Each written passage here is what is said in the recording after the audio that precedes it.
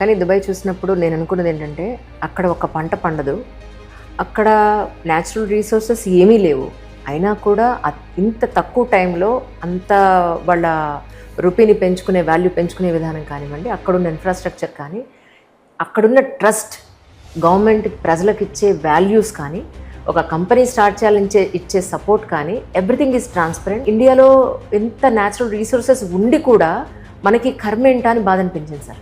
అంటే మీ ఉద్దేశ ప్రకారం అంత మంచి డెవలప్మెంట్ జరగాలి అని అంటే ఇక్కడ ఎలాంటి రిఫార్మ్స్ రావాలి? ఫస్ట్ థింగ్ ఏంటంటే మనం ఒక 20 years బ్యాక్ అంటే రిలేటివ్ డెవలప్మెంట్ చూసుకున్నట్టయితే డెఫినెట్లీ మనం చాలా ఫాస్ట్ గా అంటే on and average 6.5 to 7% growth rate ద్వారా మనం చాలా ఫాస్ట్ గా ఇండియా మూవ్ అవుతుంది.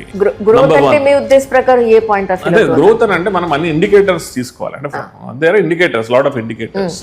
సో మనం గ్రోత్ ఇండికేటర్స్ ఏదైతే తీసుకున్నట్టయితే డెఫినెట్లీ ఇండియా ఈజ్ మూవింగ్. అంటే ఇప్పుడు ఆల్రెడీ మనం 5 trillion ఎకానమీ వరకు చేరుకున్నాం.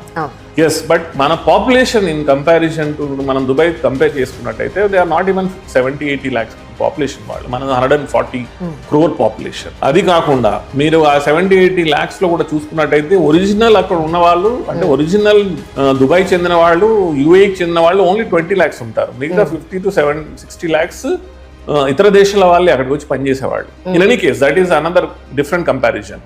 ఎస్, మనము ఏదైతే ఈరోజు అంటే సగటు అక్కడ దుబాయ్ యొక్క పర్ క్యాపిటల్ ఇన్కమ్ చూసుకున్నట్టయితే మనకంటే 10 ఎక్కువ ఉంటుంది. మనం ఎక్కడ 15-20 వేల డాలర్లు ఉంటే వాళ్ళు కనీసం $1,00,000 పొజిషన్ లో ఈ రోజు ఉన్నారు.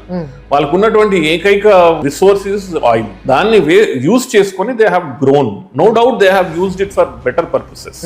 కానీ మనం కూడా ఆ స్థితికి చేరాలంటే చాలా హార్డ్ వర్క్ చేయాల్సినటువంటి అవసరం ఉంది. మనం ఇప్పుడు ప్రస్తుతం ఉన్నటువంటి గ్రోత్ రేట్ ఏదైతే 6.5-7% ఉందో, అంటే మనము చైనా ఒకప్పుడు 1960s లో సేమ్ లెవెల్లో ఉండేవాళ్ళు. ఈ రోజు చైనా ఒక $25 trillion వెళ్ళిపోతే మనం $5 trillion దగ్గరే ఉన్నాం. అంటే మనకంటే 4-5 ఫాస్ట్ గా వాళ్ళు ముందుకెళ్ళిపోయారు గ్రోత్ రేటు. అది ఎప్పుడు జరిగిందంటే 80s to 2010 మధ్యలోనే జరిగింది. అంటే ఒక 30 సంవత్సరాలలో వాళ్ళు మనల్ని అందుకోలేనటువంటి స్థితికి వెళ్ళిపోయినారు.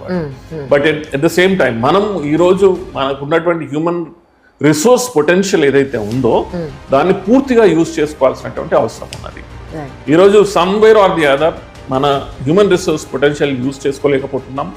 అదే కాకుండా we are also not growing at about 10 to 12% minimum growth rate రావాలి. ఇంకా ఆ రేట్ వస్తే గానీ మనము చైనాని అందుకోలేము. అదేవిధంగా దుబాయ్ లాంటి అంటే చిన్న సిటీ కంట్రీస్ అవి వాటిని కూడా మనము అందుకోవాలంటే we need to put lot of